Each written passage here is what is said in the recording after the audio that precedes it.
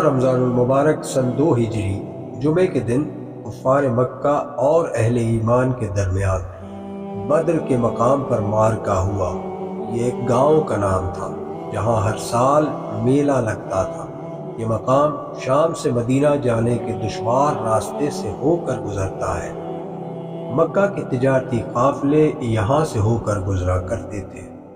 قریش کے تجارتی قافلے سے حضرت عبداللہ رضی اللہ تعالیٰ عنہ کی جھڑپ ہو گئی، جس میں قریش کے ایک رئیس اعظم کا بیٹا قتل ہوا اور 2 گرفتار ہوئے۔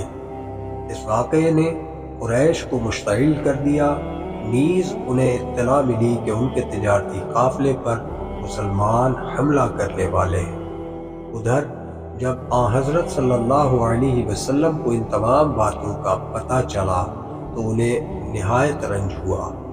انہوں نے اس کا خون بہا ادا کر دیا اور قیدیوں کو رہا کر دیا، مگر قریش جو کہ مسلمانوں کی ہجرت اور ان کی بڑھتی ہوئی تعداد سے خائف تھے اور موقع کی تلاش میں تھے کہ کسی طرح ان کو شدید نقصان پہنچایا جا سکے، وہ اس سنہری موقع کو ہاتھ سے کیسے جانے دیتے۔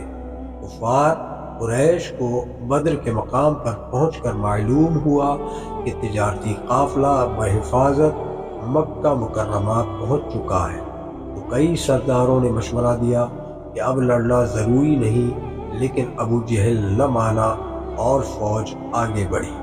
جنگ میں مسلمانوں کی تعداد مشرکین کے مقابلے میں انتہائی قلیل تھی۔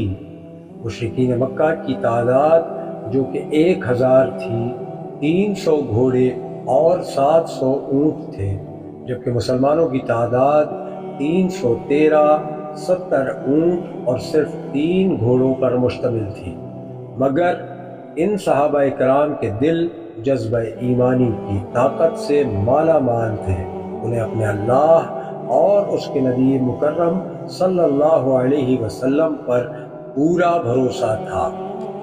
لشکر اسلام کا یہ قافلہ 16 رمضان المبارک کو بدر کے مقام پر پہنچا۔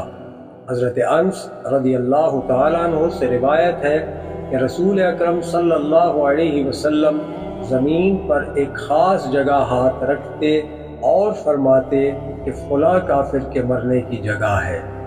حضرت عمر رضی اللہ تعالیٰ عنہ اور دیگر صحابہ کرام فرماتے ہیں کہ دوسرے روز جنگ ختم ہوئی تو ہم نے ان نشانات کی جگہ کو دیکھا۔ ہر کافر اسی جگہ مرا پڑا تھا جس جگہ آپ نے نشانات لگائے تھے۔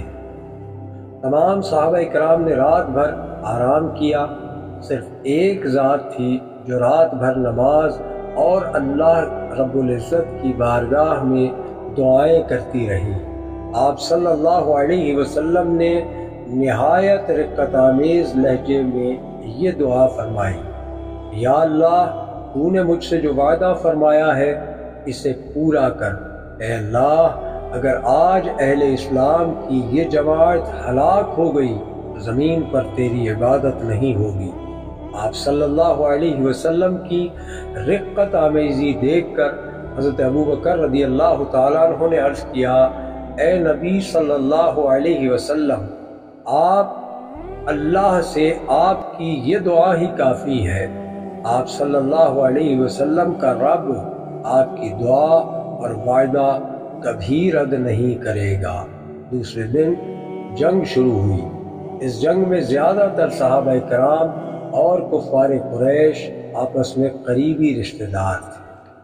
مسلمان ہونے کے بعد ان کے لیے یہ خونی رشتے اللہ کی محبت میں بے معنی ہو گئے۔ وہ اپنے بیٹوں، بھائیوں اور باپ کے خلاف صف آرا ہوئے۔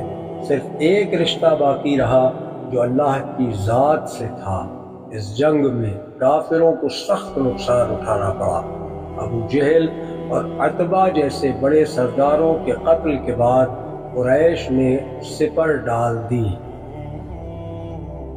اس جنگ کے بعد قریش کا نشہ حرن ہو گیا۔ بدر کی فتح سے مسلمانوں کی قسمت کا پانسا پلٹ گیا۔ اب وہ محض دین اسلام کے مبلغ ہی نہ تھے، بلکہ ایک سیاسی طاقت کی حیثیت بھی اختیار کر چکے تھے۔ اگر آج ہم تھوڑی دیر کو یہ سوچیں کہ اس زمانے میں 17 رمضان کو مسلمان اس قدر مشکلات کا شکار تھے، نہ کھانے کو کچھ تھا، نہ پہننے کو ڈھنگ کا کپڑا، نہ رہنے کو مکان، نہ زندگی گزارنے کے لیے تحفظ کا کوئی سائبان تھا۔ ہر طرف دشمن ان کی طاق میں تھے کہ کس طرح ان کو نیست و نابود کر دیا جائے۔ یہ محض ایک تاریخی واقعہ ہی نہیں کہ جس میں مسلمانوں نے اپنے خون بہا کر فتح حاصل کی، بلکہ ہم سب کے لیے ایک پیغام بھی ہے۔